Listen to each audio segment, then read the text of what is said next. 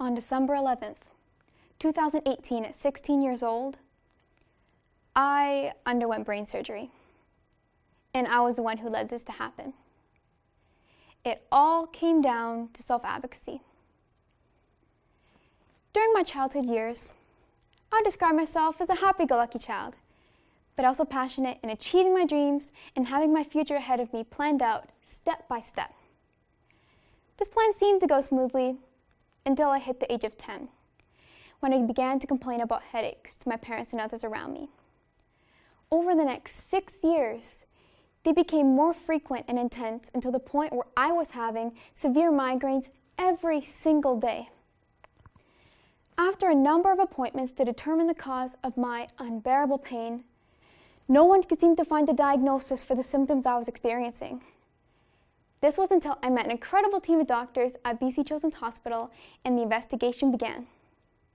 So after an MRI and other tests were ordered, I was diagnosed 3 months later with a rare brain condition called an arteriovenous malformation, or AVM for short. An AVM is a tangled mass of vessels in the brain that never form properly. Blood rushes through it very quickly and weakens the arteries and veins.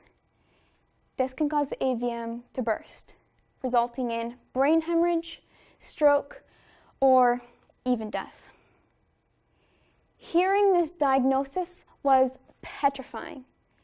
Not knowing what was to come and being told I needed to see a neurosurgeon terrified me to my core. My neurologist advised me not to Google it because it is very frightening to read about. But of course, I was going to look it up and learn everything I could about this disease. And I'm glad I did because it helped me be more aware of my diagnosis and prepare questions I had before my appointment. Dealing with the everyday head pain, nausea, and dizziness, it was impossible to attend school, play sports, or do any activities a teenager should be doing. But the never-ending pain was the worst of them all. I wasn't able to function.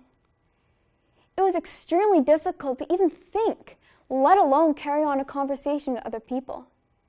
Can you imagine having to hold a conversation while the deepest, darkest regions of your brain are being tortured by the sharpest of knives? I was trapped in this excruciating pain with no escape. When I met with my neurosurgeon, I was presented with 4 treatment options. The first option was radiation treatment. This is where they use radiation beams to build scar tissue over the AVM. When looking at the pros for this treatment, well, it's not an invasive procedure. However, it is not a complete cure, takes years to be effective, and the AVM can still rupture. The next option that was given to me was an embolism.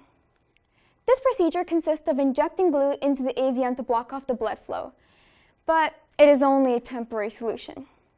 It only had a 5% success rate, and my AVM was too complex to be eligible for the procedure anyway. Next, I was presented with the choice to leave it for observation. I refused to even consider this option, as I could no longer deal with the pain and there was still a chance for my AVM to rupture at any given time. My neurosurgeon informed me that the chance of rupture increases by 2% every year, making it eventually inevitable. Lastly, there was the most invasive treatment option: brain surgery. This was going to involve a full craniotomy where they would remove a piece of my skull to remove my AVM. As you can imagine, this procedure is very high risk with a lot of potentially permanent or even life-threatening complications. Being in the cerebellum of my brain, this surgery could affect my motor control, balance, coordination, or even worse. Yet, this was the only option that had a complete cure, and I'd be able to return to my everyday life if the procedure was successful. So after debating the pros and cons, I decided to take the risk, as surgery was the only real option for me. Leading up to the surgery, the fear I experienced was unimaginable. The anxiety that I was living with a ticking time bomb inside my head was the most debilitating experience I've ever gone through. My mental health deteriorated.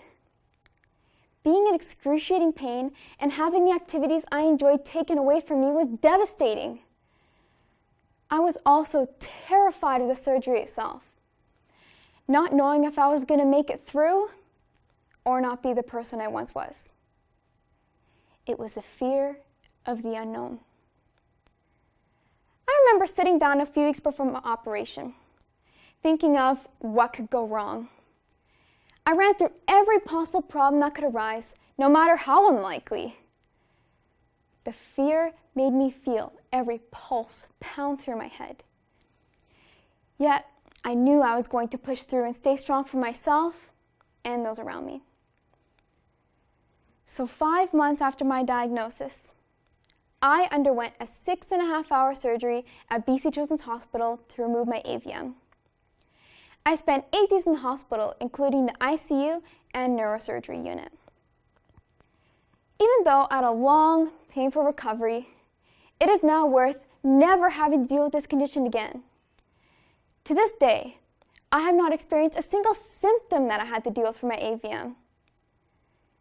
If I were not brave enough to take my diagnosis into my own hands, I may not have been here today. As someone who has lived through this disease and survived, my personal experiences display the importance of taking decisions in your own hands. The reason why I'm sharing my story with you tonight is to bring awareness to self-advocacy.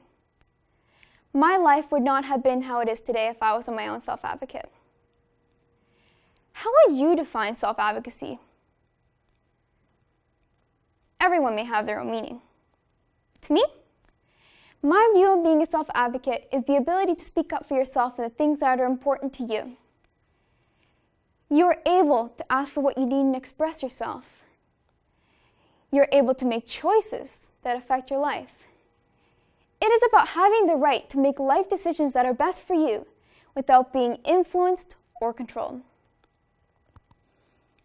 Advocating for yourself is more of a learned skill than most realize. The first part of gaining this ability is to know yourself.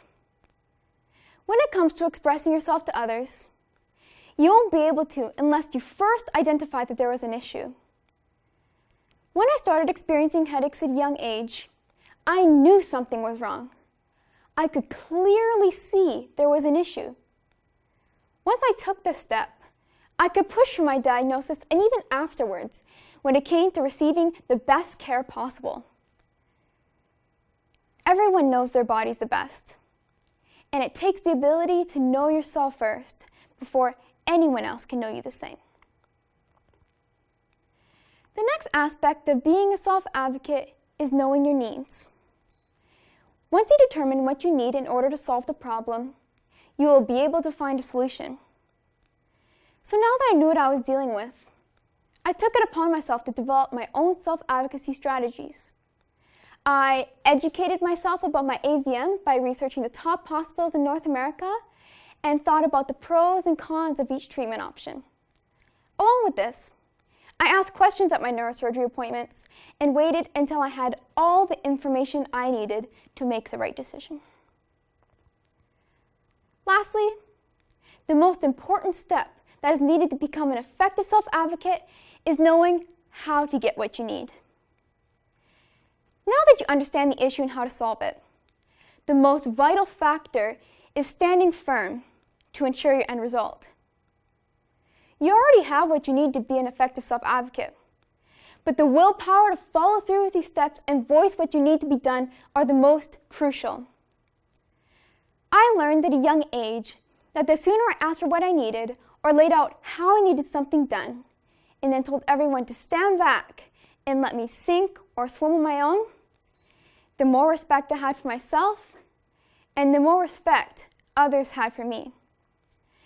Advocating is about building up self-confidence to realize that being self-directing is in fact empowering. Whether it is done alone or with the help of your supportive network, it all comes down to your choices and your desired outcomes. Now, being a self-advocate doesn't mean standing alone. My family and friends empowered me to make the decisions that were right for me, between research, talking to many healthcare professionals, fighting for answers, and being as knowledgeable as possible. However, I had to lead the charge and take control of my life. I took control when pushing for the cause of my headaches, making the treatment decision, and recovering the best way possible. Without fighting for answers for my headaches, I would have never been diagnosed with this life-threatening disease. I felt in my gut that it wasn't just suffering from a family history of migraines, and there was something more serious hidden inside. I felt that I had the right to keep questioning my doctors and push for more tests to be done. Once my MRI results came back, my neurologist was in shock that something actually showed up, especially such a rare condition, since all my neurological exams were normal. This was my MRI. But it was because of my perseverance that I finally got the answers I was looking for. So now that I can reflect on the last few years, self-advocacy is why I'm standing here today. And yes, I was the one who led this all to happen. Ever since the day I made the decision to push for the cause of my headaches and follow through until I had the outcome I desired. My experience has changed my way of thinking and has taught me so much in all areas of my life. I discovered the 3 parts of becoming an effective self-advocate: knowing yourself, knowing your needs, and knowing how to get what you need. Learning to advocate for yourself might seem daunting, but it's a critical part of living a healthy life. Now, of course, you don't have to do it alone. I was empowered to make my own decisions by a strong supportive network of family and friends that helped me push through. So, the message I want to share with you is to be an advocate for yourself and your family in all areas of life. And keep looking to find the best. Keep asking questions so you will end up in the right place for yourself and your loved ones. In the battle for my life, it was my power to advocate that pushed me to fight my diagnosis head on. Thank you.